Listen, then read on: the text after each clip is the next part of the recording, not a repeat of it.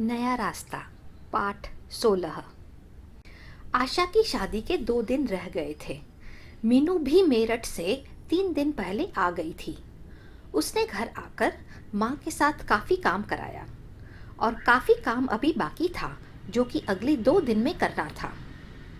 आशा यद्यपि मीनू की छोटी बहन थी, परंतु मीनू को कभी यह एहसास नहीं हुआ कि उसकी छोटी बहन की शादी उससे पहले हो रही है।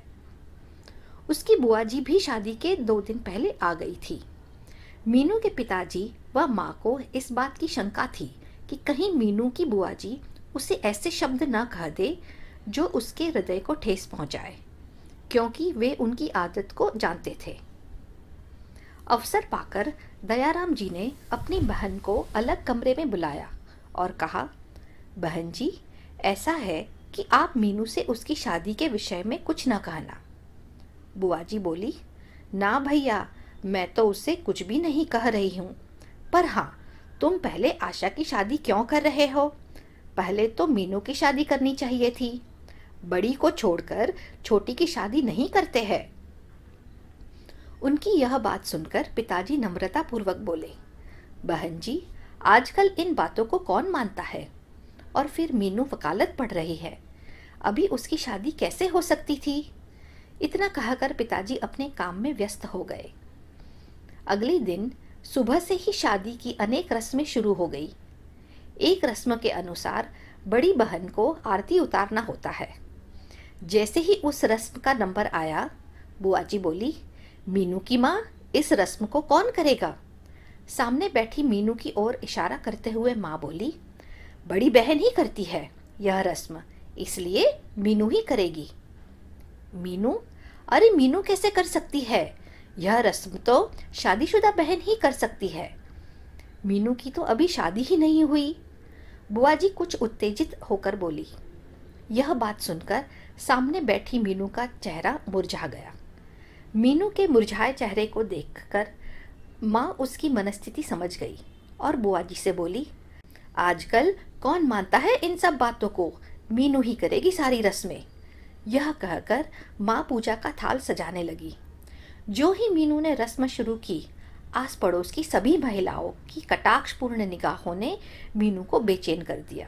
सभी आपस में धीरे धीरे कटाक्ष करने लगी। उस समय मीनू का दिल हुआ कि उस पूजा के थाल को वहीं छोड़कर अंदर बिस्तर पर जाकर खूब रोए, परंतु उसने संयम से काम लिया। रस्म पूरी हो जाने पर ही वह वहां से हटी।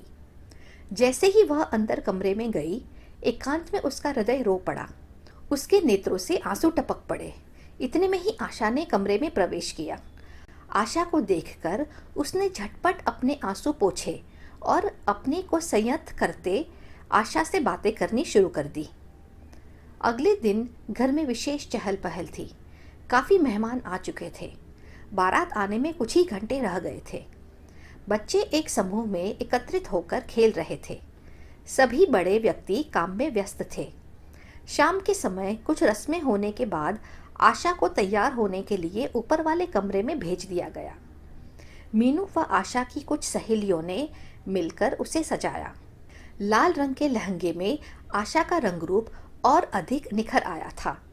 जो कोई भी उसे देखता, उसके रंग रूप की प्रशंसा करता। आशा के विवाह में पहनने के लिए मीनू ने एक साड़ी खरीदी थी। वैसे तो साड़ी पहनने में उसे बहुत अधिक परेशानी अनुभव होती, क्योंकि शुरू शुरू में साड़ी संभालना कोई आसान काम तो नहीं है, परंतु उसने अपने लिए विशेष तौर से विवाह में पहनने के लिए साड़ी खरीदी थी, इसलिए उसने साड़ी को ही पहना। हरे रंग की उस साड़ी में मीनू सुंदर लग रही थी। हल्का सा मेकअप करने के बाद उसका रंग रूप निखर आया था। उसे साड़ी पहनने का अभ्यास नहीं था, इसलिए उसने साड़ी बांधकर पिन ठीक ठाक से लगा लिए थे, जिससे किसी प्रकार की असुविधा न हो। झटपट तैयार होकर मीनू नीचे उतर आई। घर में काफी मेहमान आ चुके थे। उसने उन सब का स्वागत किया। इतने में ही आशा की 2 सहेलियां आ गई। मीनू उनसे बातों में व्यस्त हो गई। तभी उसका ध्यान उन 2 महिलाओं की ओर आकर्षित हुआ जो आपस में बैठी बातें कर रही थी। पहली महिला ने पूछा, इनकी बड़ी बेटी कहाँ है जिसकी अभी शादी नहीं हुई है? दूसरी महिला ने मीनू की तरफ इशारा करते हुए बताया, वह सामने जो हरे रंग की साड़ी में खड़ी है वही बड़ी बेटी है। तीसरी महिला बोली, लड़की तो बड़ी भी सुंदर है, फिर इसकी शादी क्यों नहीं हुई? इतना सुनकर पहली महिला बोल पड़ी, क्या पता चलता है आजकल इन लड़कियों का, बड़े नखरे होते हैं इनके। दूसरी महिला जो मीनू के परिवार को अच्छी तरह जानती थी बोली, यह लड़की वकालत पढ़ रही है, इसलिए उसने अभी शादी करने से मना कर दिया है। तभी पहली बोल पड़ी, पढ़ाने के चक्कर में कौन अपनी बेटियों को इतना जवान करता है, आधी उम्र तो पढ़ाई के चक्कर में ही निकल जाती है। मीनू आशा की सहेलियों के साथ खड़ी बातें कर रही थी, परंतु उसके कान उन महिलाओं की बातें सुन रहे थे। यह सब बातें सुनकर वह बहुत ऊब चुकी थी।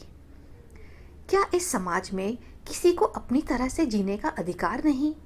वह शादी करे या ना करे, किसी को क्या चिंता है इस बात की? इस समाज को किसी तरह भी चैन नहीं पड़ता। इस तरह की बातें सुनकर मीनू का चंचल हृदय बेचैन हो उठा।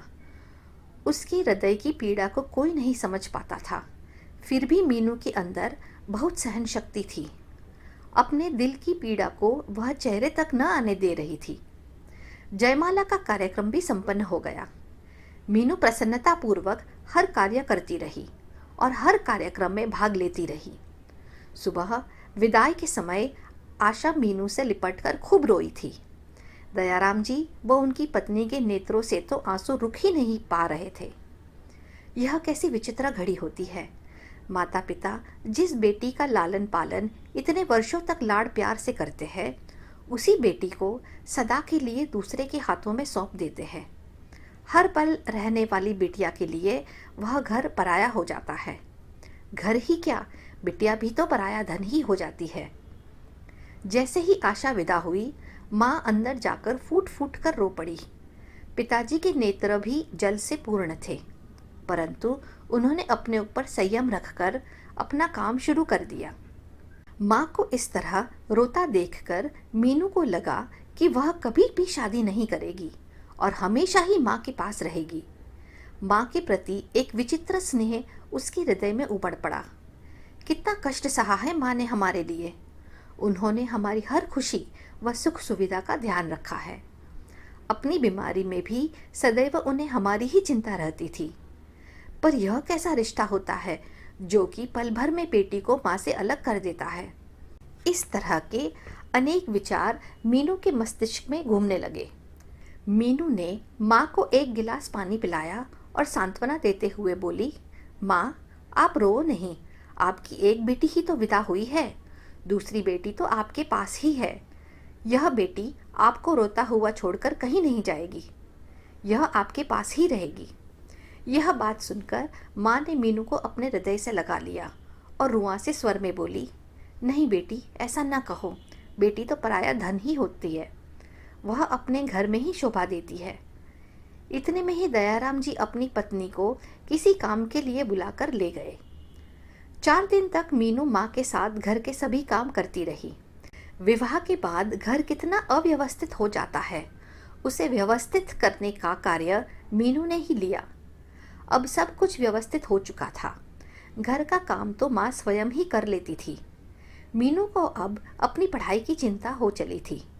जब तक शादी के कार्य में व्यस्त रही, तब तक उसका ध्यान पढ़ाई की ओर नहीं गया। विवाह का संपूर्ण कार्य संपन्न हो जाने पर उसका ध्यान अपनी पढ़ाई की ओर गया। मीनू को लगा कि अब मेरठ जाने के बाद उसे बहुत लगन से पढ़ना होगा, क्योंकि वह काफ़ी दिनों की छुट्टियां ले चुकी थी।